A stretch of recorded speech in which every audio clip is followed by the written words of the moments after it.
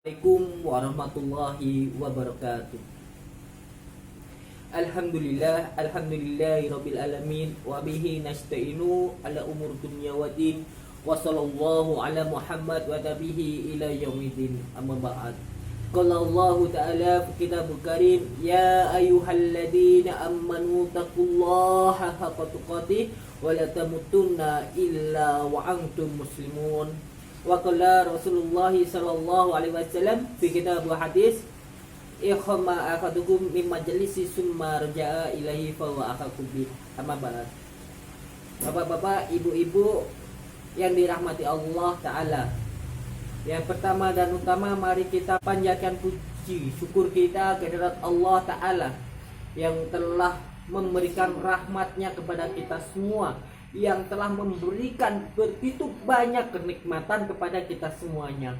Niscaya ketika lautan dan pepohonan di seluruh muka bumi ini kita jadikan tinta untuk mencatat kenikmatan Allah yang telah Allah berikan kepada kita, niscaya tidak akan pernah cukup.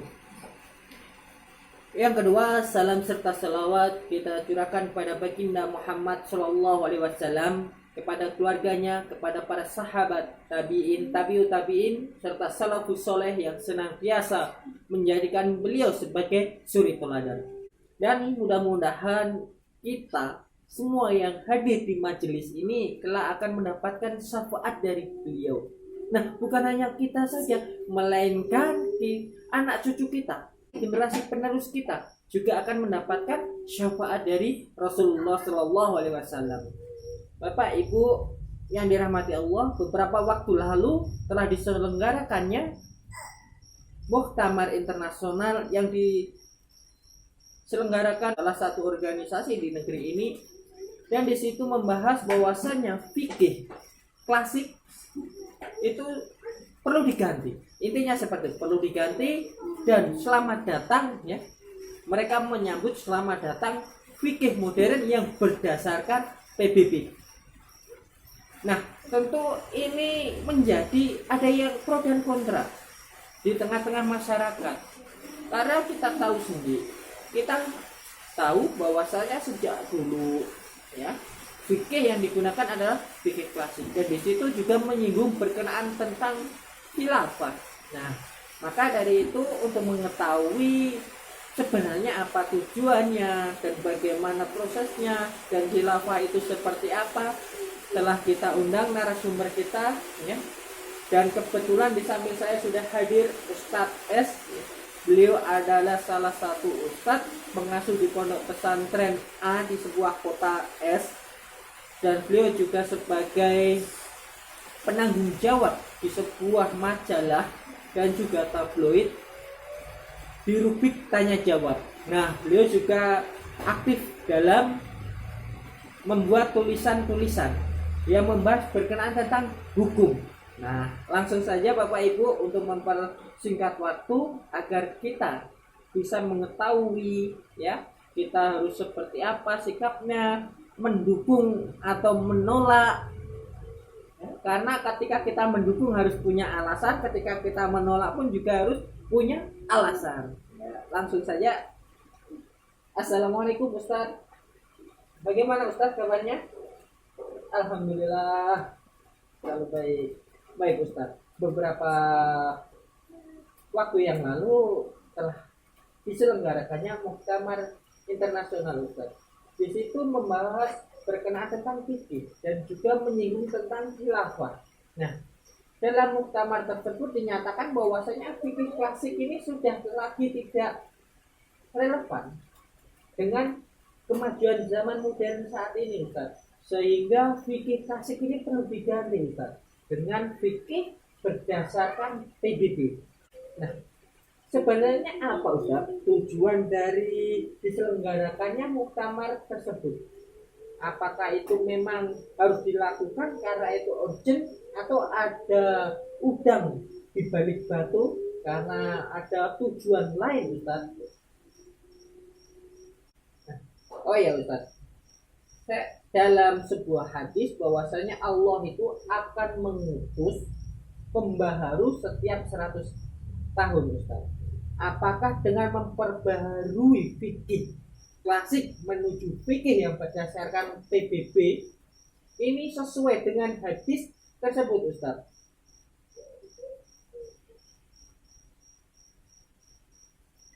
Kalau memang itu tidak sesuai Ustaz, di mana letak ketidaksesuaiannya fikih modern dengan hadis tersebut Ustaz?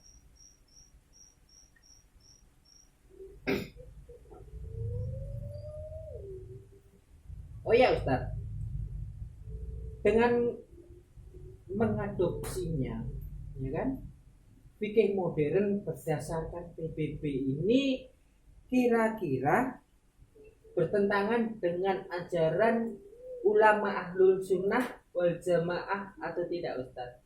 Ketika itu memang bertentangan, di mana Ustaz letak pertentangannya?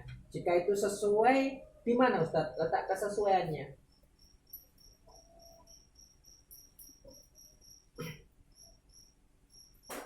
Ya, sebenarnya siapa Ustadz PBB itu? Siapa pendirinya kan gitu? Karena kok sampai-sampai PBB ini dijadikan kiblat, ya kan? Dijadikan kiblat untuk memperbarui fikih. Mungkin di kalangan kita di sini masih belum tahu Ustadz. Ada yang belum tahu siapa itu PBB dan apa peran PBB selama ini. Oh iya Ustaz. Nah, kalau memang PBB ini adalah bentukan kaum barat, lantas mengapa dalam muktamar tersebut justru menjadikan PBB ini sebagai kiblat Ustaz? Apa kelebihan dari PBB sehingga PBB ini dijadikan kiblat oleh penyelenggara?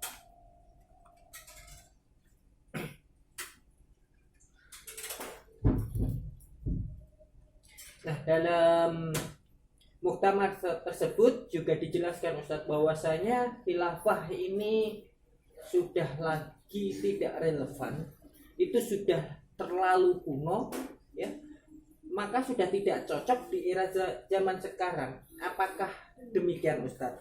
Di mana letak ketidakrelevanannya khilafah itu sendiri Ustadz?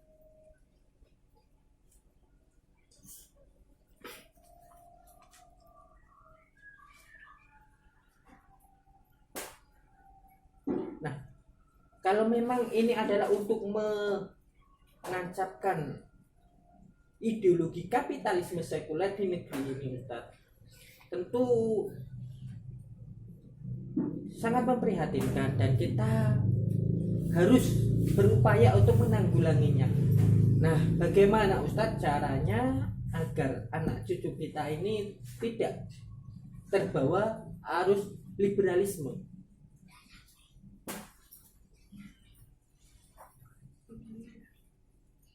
Nah, mereka juga menyebutkan bahwasanya PBB ini yang akan menjaga kestabilan dan perdamaian dunia Ustadz.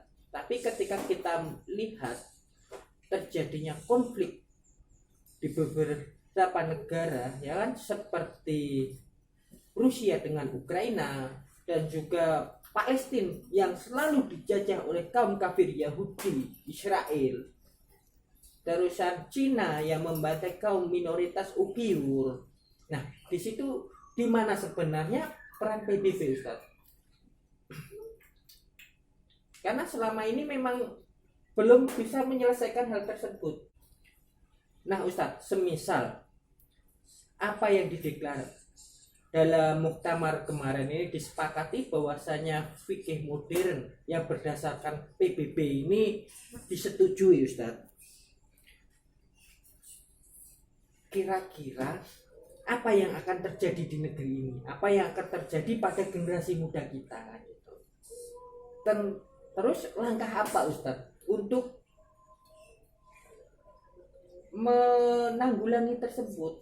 Atau kita mendukung, memberikan support yang luar biasa ketika itu memang bertentangan dengan Ahlus Sunnah wal Jamaah? Bagaimana cara kita untuk menghentikannya Ustadz?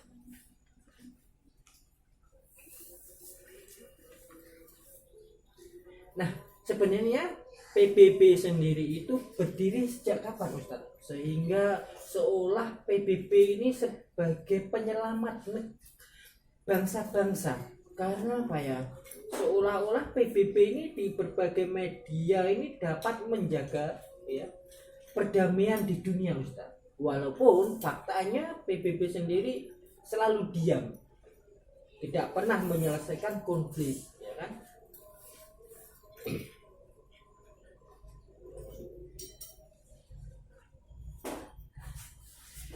Nah, begini Ustaz. Dan dalam pembahasan tersebut, khilafah ini dianggap sudah kuno, Ustaz. Dan selama ini di negeri kita, khilafah ini seolah-olah sangat buruk. Sebenarnya khilafah itu sendiri apa, Ustaz?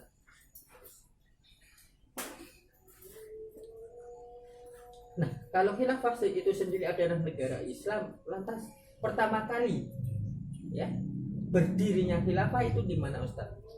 Dan siapa yang mendirikan?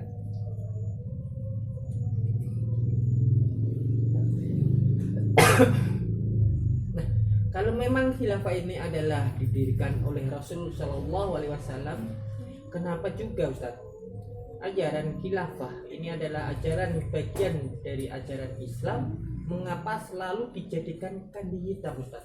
Seolah-olah khilafah ini sebagai pemecah belah bangsa, Ustaz.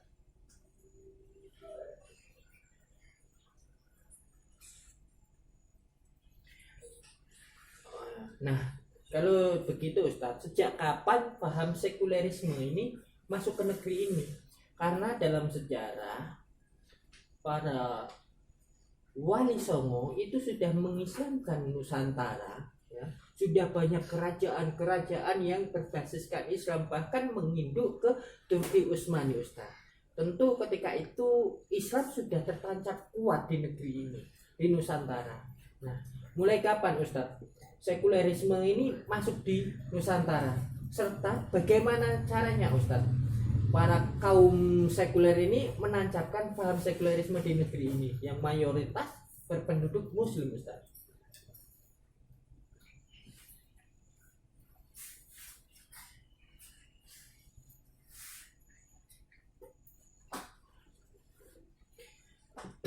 Nah, lantas bagaimana caranya, Ustadz, kita menanggulangi ya ataupun mencegah paham-paham sekulerisme ini terus berkembang agar tidak menjangkiti generasi penerus kita, Ustadz?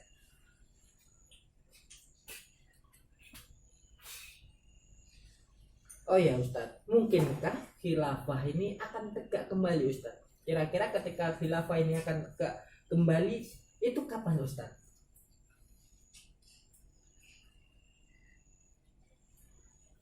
Oh ya, demikian, Ustaz. Nah, kalau memang khilafah ini akan tegak kembali di suatu waktu nanti, Ustadz. Nah, bagaimana caranya, Ustadz, ya? Bagaimana caranya kita mendidik generasi-generasi penerus kita ini agar turut memperjuangkan syariat dan khilafah ini, Ustadz? Agar segera bangkit, Ustadz, agar segera tegak, ya kan?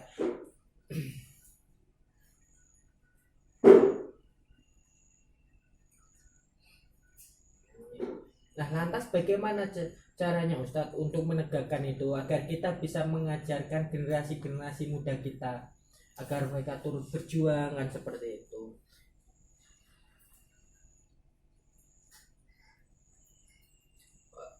Oh ya, Ustadz, sebelum kita akhiri masih ada beberapa pertanyaan, Ustadz, ya.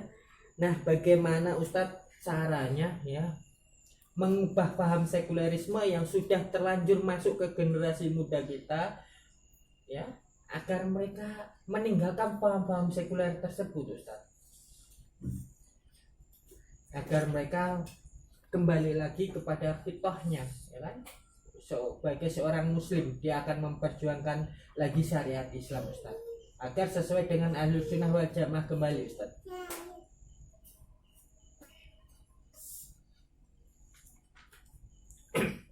Nah, lantas siapa, Ustadz, yang akan bisa menghentikan paham sekulerisme ini terus berkembang, Ustadz? Apakah kita sendiri juga bisa, Ustadz? Kira-kira kita bisakah ya kan mencegah paham sekulerisme ini terus berkembang? Bahkan bisakah kita menghentikan, Ustadz? Nah, kalau kita bisa menghentikan paham sekulerisme, lantas bagaimana, Ustadz, caranya?